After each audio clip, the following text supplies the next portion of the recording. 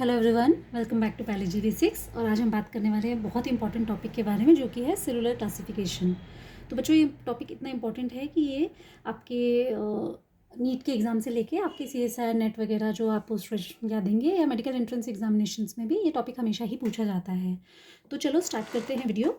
तो सबसे पहले हम बात करेंगे कि अगर आपको सेलुलर क्लासिफिकेशंस के बारे में पढ़ना है तो सबसे पहले हमें बात करनी होगी सेल के बारे में। ठीक है, तो हम किस टॉपिक के बारे में बात करने वाले हैं? हम बात करने वाले हैं सेल के बारे में। तो सेल जो होती है ना बच्चों, वो होती है smallest, okay, structural as well as the functional, okay.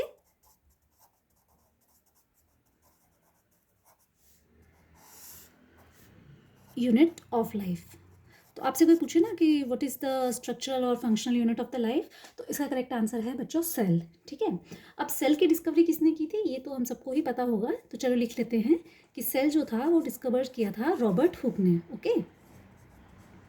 और उन्होंने फर्स्ट टाइम जो सेल देखे थे वो किसके देखे थे? 1665 में उन्होंने कॉक सेल देखे थे, ओके, जो फर्स्ट टाइम जब सेल की डिस्कवरी की थी। अच्छा, अब हम इम्पोर्टेंस की बात करें सेल्स की, तो सेल जो होते हैं they are the basis of cell theory, okay.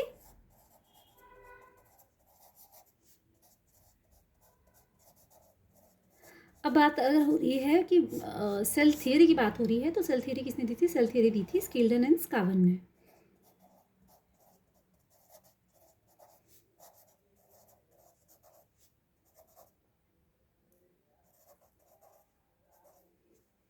Okay, तो मेन उन्होंने सेल थियरी में कहा क्या था बच्चों?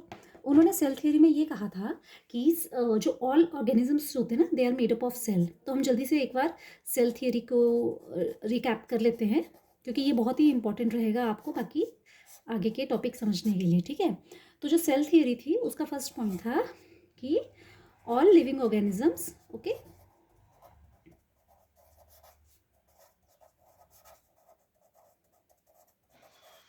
Are made up of cells, okay.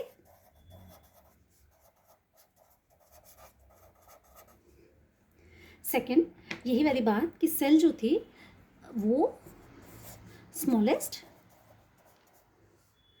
Okay, functional और बेसिक यूनिट है, ओके।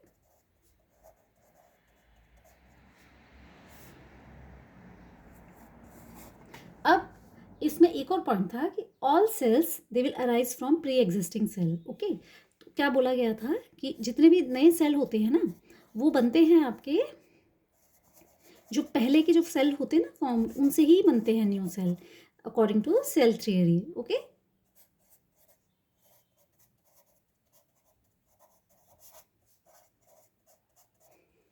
ओके, अब सेल्स के बारे में अगर आपको समझना है कि कैसे वो लिविंग ऑर्गेनिजम्स वगैरह प्रेजेंट है, तो देखो जो हमारी ह्यूमन बॉडी होती है ना, उसके पास ट्रिलियंस ऑफ सेल्स होते हैं, ठीक है। लेकिन जो बैक्टीरिया होते हैं उसके पास सिर्फ एक ही सेल होता है, ओके। तो दे बोथ आर सर्वाइविंग, ठीक है। तो ये इंपॉर्टेंस होगी सेल के बारे में, ओके। अब हम बात करेंगे based on sale type, okay, classification की बात करते हैं। तो फर्स्ट ऑफ ऑल हम बात करने वाले हैं classification based on sale type, okay.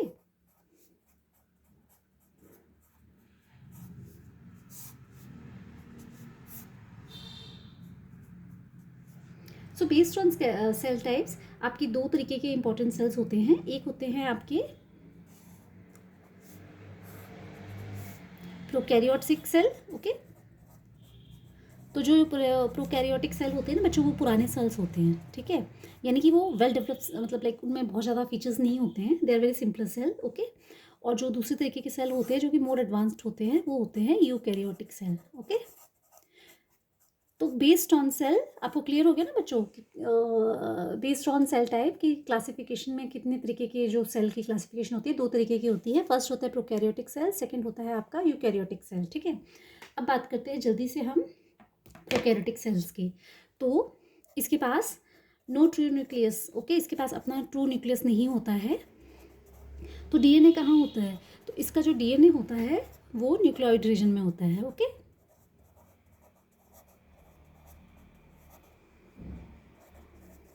और हमने बोला कि इसके पास कॉम्प्लेक्सिटी कम है क्योंकि ये पुराना टाइप का सेल है, तो इसके पास लैक करता है ये मेम्ब्रेन बाउंड ऑर्गेनल्स को. So there will be no membrane bound organelle, okay, in case of prokaryotic cell.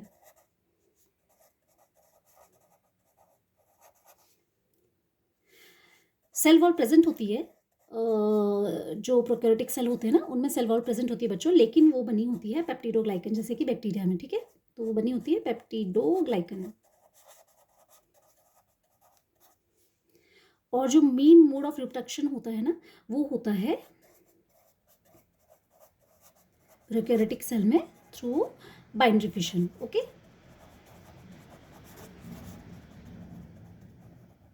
Now since they lack so much of complexity, इनका साइज जो होता है ना बच्चों वो बहुत स्मॉल होता है, तो 1 to 10 माइक्रोन मीटर जो होता है इनका साइज होता है, okay. So it's very small. अगर हम बात करेंगे एग्जाम्पल्स की, इसके एग्जाम्पल कौन कौन से हैं, तो इसके एग्जाम्पल हो गए आपके E coli, okay, blue green algae, I will write BGA, so BGA stands for the blue green algae, ठीक है. ये एग्जाम्पल हो गए आपके प्रोकैरियोटिक सेल के. तो प्रोकैरियोटिक सेल को बच्चों आप ऐसे भी समझ सकते हैं कि ये एक लाइक 1 रूम अपार्टमेंट है, ओके. उस एक छोटे से ही रूम में आपकी सारी चीज़ें हैं, आपका किचन भी वहीं है, आपका बेडरूम भी वहीं है, आपका लिविंग हॉल भी वहीं है, ओके, आपके वॉशरूम्स भी उसी के अंदर है. तो it's like living in a 1 room apartment, जो जहाँ भी जो भी चीज़ होगी वो उस पर्टिकुलर स्पेस के अंदर ही होगी, ठीक है.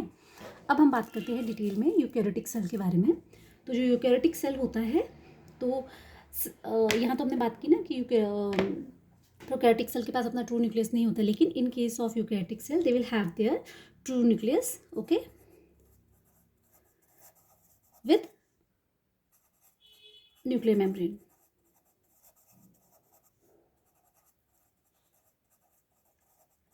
मोरओवर इनके पास मेम्ब्रेन बाउंड ऑर्गेनल्स होती हैं यूकैरियोटिक सेल के पास,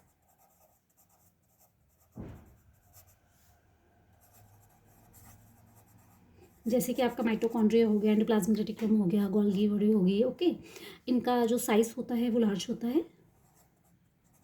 तो जहाँ जो आपकी जो प्रोकैरियोटिक थे वो 1 to 10 माइक्रोन मीटर साइज ही थे, तो ये तो 10 से स्टार्ट होते हैं 200 micron metre, okay.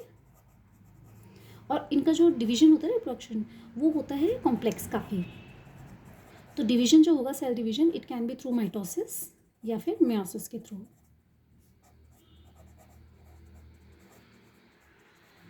Okay.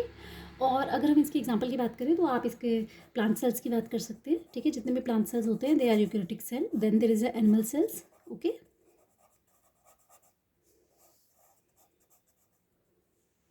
Okay.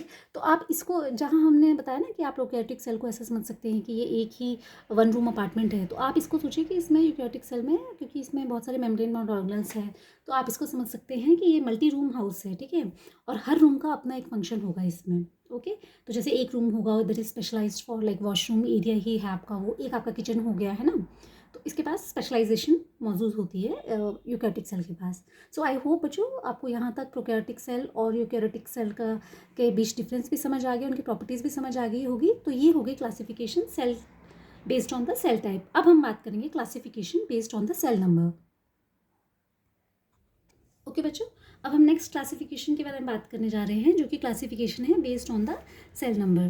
तो अगेन सेल टाइप के बेसिस पे 2 टाइप की क्लासिफिकेशन थी ना, प्रोकैरियोट एंड यूकैरियोट. तो सेल नंबर में भी 2 तरीके की आपकी क्लासिफिकेशन होती है. पहले होते हैं यूनिसेलुलर ऑर्गेनिज्म, ओके, एंड दूसरे होते हैं multi cellular,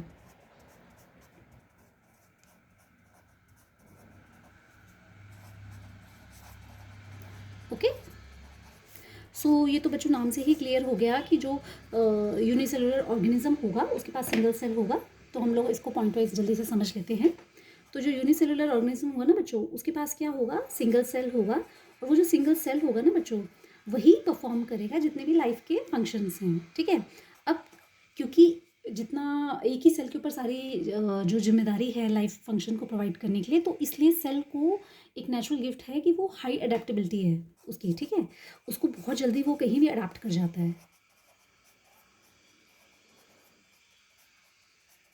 and again most of the cases जो यूनिसेलुलर ऑर्गेनिज्म होते हैं उसमें जो रिप्रोडक्शन होती है वो एसेक्सुअल रिप्रोडक्शन होगी, ठीक है। तो अगर हम इनके एग्जांपल्स की बात करें बच्चों, तो एग्जांपल है यूनिसेलुलर ऑर्गेनिजम्स के, अमीबा हो गया आपका, ठीक है। तो अमीबा कैसे मूव करता है बच्चों? अमीबा मूव करता है सूडोपॉड्स के। सूडोपॉड मीन्स उसके पास लेग नहीं है, तो वो एक फॉल्स लेग लाइक स्ट्रक्चर ही बना लेता है, उसके थ्रू वो मूव करता है। सेकेंड एग्जाम्पल हो गया आपका पैरामीशियम, ठीक है।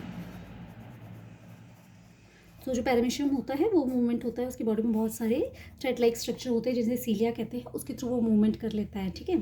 थर्ड होगी आपकी ईस्ट, ओके। सो ईस्ट की कुछ वेराइटीज़ जो है वो हम अपनी बेकिंग के लिए भी यूज़ करते हैं ना, तो वो भी एक यूनिसेलुलर फंगस हो गई आपकी, ठीक है। तो ये हो गए आपके यूनिसेलुलर ऑर्गेनिज्म।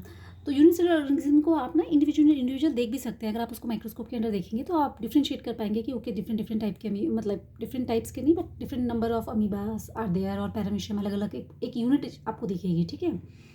अब हम बात करते हैं मल्टी सेलुलर ऑर्गेनिजम्स के बारे में बच्चों। तो मल्टी सेलुलर ऑब्वियसली इसमें मल्टीपल सेल्स होंगे, यानी कि मैनी सेल्स होंगे। सिंस इसमें इतने सारे सेल्स हैं ना, तो दे शुड बी ऑर्गेनाइज्ड, वरना तो एक हैफाजार्ड सिचुएशन बन जाएगी और सेल ठीक से परफॉर्म नहीं करेगा। तो जो सेल्स होते हैं वो बेसिकली अरेंज होते हैं टिश्यू ऑर्गन सिस्टम में, ठीक है, टिश्यू एंड ऑर्गन सिस्टम में, ताकि अब स्मूथली काम चल सके। तो मल्टी सेलुलरिटी का फ़ायदा ही यही है, ताकि स्मूथ प्रोसेस हो सके, इसलिए वहाँ पे ऑर्गेनाइजेशन होती है। अब क्योंकि एक ही काम को करने के लिए बहुत सारे सेल्स हैं, तो यहाँ पे क्या होगा, सबसे बड़ा बेनिफिट जो है, जो कि मल्टी सेलुलर ऑर्गेनिज्म के पास है, वो है डिवीजन ऑफ लेबर। यानी कि अलग अलग ऑर्गन में जो होगा वो अलग अलग या अलग अलग सेल ने अपने अलग अलग काम डिवाइड करके रखे हैं, ठीक है। तो ये इसका एक बेनिफिट होता है। मोर ओवर जो सेल्स होते हैं वो उनके पास ना स्पेशलाइज्ड फंक्शन भी आ जाते हैं। तो जो स्पेशलाइज्ड सेल होते हैं वो पर्टिकुलर स्पेसिफिक जो होते हैं वो फंक्शन करते हैं, ठीक है। तो एग्जाम्पल हो गए मल्टी सेलुलर ऑर्गेनिज्म के आपके ह्यूमन, ठीक है, प्लांट्स, फंजाई, ओके। तो इसको अगर आपको समझना है ना, तो इसको आप ऐसे भी समझ सकते हैं कि समझो एक कंपनी है, ठीक है। उस कंपनी में हर एक जो एम्प्लॉय है वो आपका सेल है। तो हर कंपनी में एक ही काम, मतलब बहुत सारे सेल होंगे, यानी कि बहुत सारे एम्प्लॉय होंगे, तो वो अलग अलग काम करेंगे ना, एक काम तो करेंगे नहीं, तो काम का डिवीजन हो जाएगा कि चलो कोई प्रोडक्शन देख लेगा, कोई आपका अकेडमिक सेशन देख रहा है, कोई आपका एडमिनिस्ट्रेशन देख रहा है ना। तो उस तरीके से ये सेल भी स्पेशलाइज्ड हो जाते हैं और डिफरेंट डिफरेंट फंक्शन प्रोवाइड करते हैं, ठीक है, जिसे डिवीजन ऑफ लेबर भी कहा जाता है। तो ये बात होगी बच्चों classification based on sale number, है ना। तो अगेन नेक्स्ट बढ़ने से पहले, जो कि क्लासिफिकेशन है बेस्ड ऑन द न्यूट्रिशन, एक बार फिर से रिकैप करते हैं। Classification based on the cell type, तो उसमें दो तरीके के सेल होते हैं, प्रोकैरियोटिक सेल्स, यूकैरियोटिक सेल। अगर हम क्लासिफिकेशन करें बेस्ड ऑन सेल नंबर, तो आपके पास यूनिसेलुलर एंड मल्टीसेलुलर ऑर्गेनिज्म होते हैं। और अब हम बात करने जाने वाले हैं क्लासिफिकेशन, ठीक है। अब कौन सी क्लासिफिकेशन की हम बात करेंगे?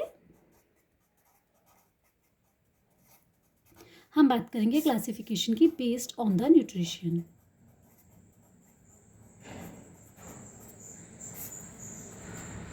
ओके, तो based on the nutrition, again ये सब याद करने में बहुत सिंपल होगा, क्योंकि हर एक में दो दो ही है, आपको बहुत ज़्यादा डिटेल में जाने की ज़रूरत नहीं है if you are preparing for +2 board exams. तो ऑटोट्रॉफिक हो गया न्यूट्रिशन के बेस पे, और हेट्रोट्रॉफिक। तो ऑटोट्रॉफिक तो आपको पता है बच्चों क्या होता है, ये हम 4th-5th क्लास से पढ़ना शुरू होते हैं कि वो वाले सेल जो कि अपना खाना खुद बनाते हैं, ठीक है।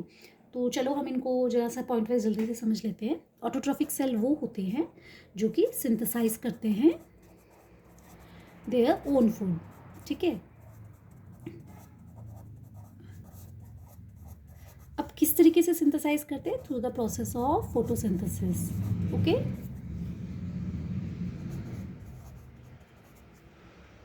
तो इसके एग्जाम्पल क्या हो गए बच्चों? जैसे कि हो गया आपके प्लांट्स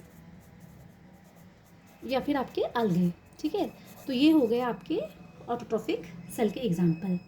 इसके अलावा खाली एक ही मोड नहीं होता है उसमें फूड बनाने के लिए, there is second mode also, that is chemosynthesis, okay. तो इसमें केमिकल रिएक्शन इन्वॉल्व होते हैं for the generation of the food, और ये पाया जाता है यूजुअली कई बैक्टीरियाज में, not all but in some of the bacteria. Okay, जैसे कि साइनोबैक्टीरिया। ठीक है, अब हमने बात की ना कि एग्जाम्पल की, तो आप ऑटोट्रॉफिक के एग्जाम्पल क्या ले दोगे? प्लांट सेल्स, ओके, जो कि जिनके पास क्या है? क्लोरोप्लास्ट है और ब्लू ग्रीन अलगर। ओके, तो ये एग्जाम्पल हो गए आपके ऑटोट्रॉफिक सेल्स के। ठीक है, अब हम बात करेंगे हिटोट्रॉफिक सेल के बारे में। तो हिटोट्रॉफिक सेल जो होता है वो डिपेंड करता है एक्सटर्नल सोर्स पे, फॉर फूड।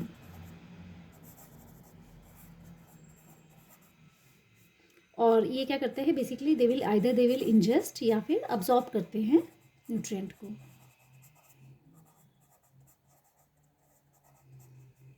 ठीक है, तो आपको अगर एग्जांपल पूछेंगे कि बच्चों हेटरोट्रॉफी के एग्जांपल क्या है, तो you can write animal cells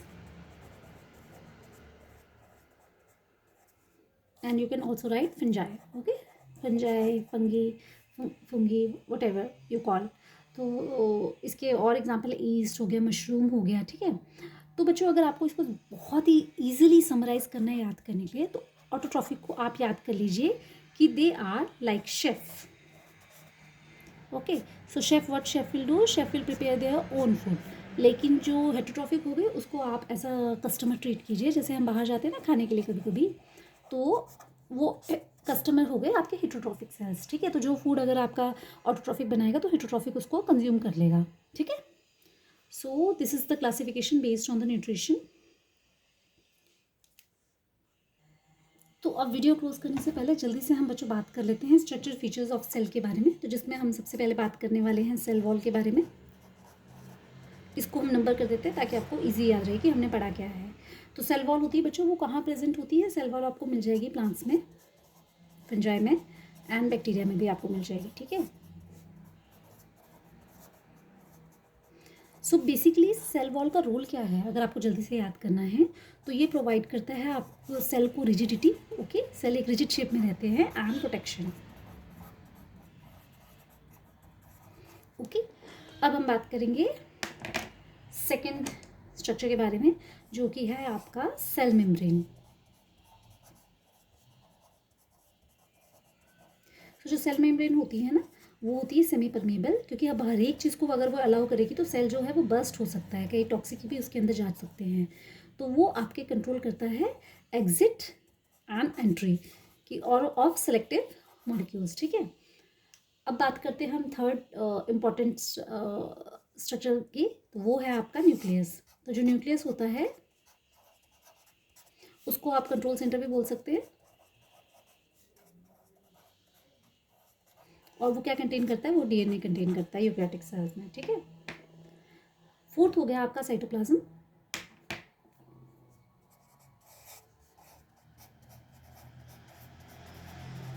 तो जो आपका साइटोप्लाज्म होता है ना, वो जेली लाइक होता है, मीडियम। ओके, एंड वो उसका मेन रोल क्या होता है? It act as a ground for reaction. जितने भी आपकी बॉडी में रिएक्शन होते हैं ना, तो वो उसके लिए एक ground react as a ground react करता है। ठीक है, अच्छा, इसके बाद हम जल्दी से बात करते हैं वेरियस ऑर्गेनल की।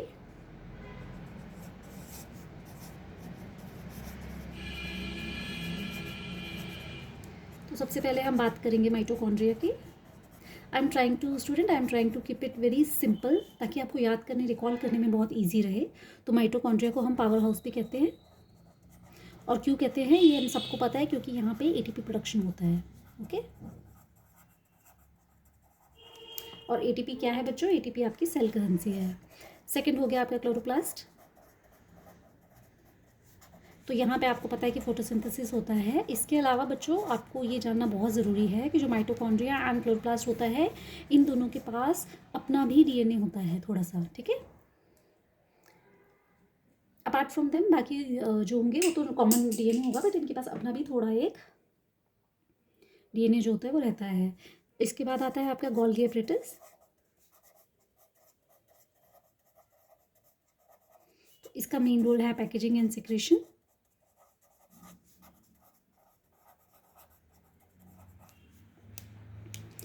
एंडोप्लाज्मिक रेटिकुलम में अगर आपको कोई पूछे ना स्टूडेंट कि एंडोप्लाज्मिक रेटिकुलम का रोल क्या है सेल में, और आपको सिर्फ एक ही वर्ड में या 2 वर्ड में आपको बताना है, तो आप सिर्फ बोल सकते हैं कि it's a transport system. Okay, तो रफ एंडोप्लाज्मिक रेटिकुलम होता है और स्मूथ एंडोप्लाज्मिक रेटिकुलम होता है। तो उसके बारे में हम डिटेल में ज़्यादा बात नहीं करेंगे अभी क्योंकि हम बात कर रहे हैं जल्दी से ऑर्गेनल सेल स्ट्रक्चर के बारे में, ठीक है। तो एंडोप्लाज्मिक रेटिकुलम के अलावा आपके पास होता है राइबोसोम सेल के पास। तो राइबोसोम जो होता है वो इन्वॉल्व होते हैं प्रोटीन सिंथेसिस में। इसके अलावा जो भी जंक होगा ना आपकी बॉडी का, जैसे कि कोई भी एक्स्ट्रा कुछ भी ऐसा होगा, तो उसको किल करने के लिए एक सुसाइड बैग भी होता है, जिसके पास डाइजेस्टिव एंजाइम होते हैं। तो वो सुसाइड बैग का नेम होता है लाइसोसोम, ठीक है। इसके पास एंजाइम्स होते हैं, इसलिए हम इसको सुसाइड बैग भी कहते हैं, suicide bag of the cell. Okay, apart from this, the last structure we are going to discuss in this video is the vacuole. Okay, तो वैक्यूल जो होता है वो अगर प्लांट में होगा तो वो बहुत ही बड़ा होगा, ठीक है। वो more than half of the space को ऑक्यूपाई कर लेता है in case of the plant cell. लेकिन जो एनिमल सेल में होता है they are very few in quantity but और स्मॉल साइज में होते हैं। तो मेन फंक्शन जो है वैक्यूल का वो होता है storage. Okay, and again this is large in case of plants and small in case of animals.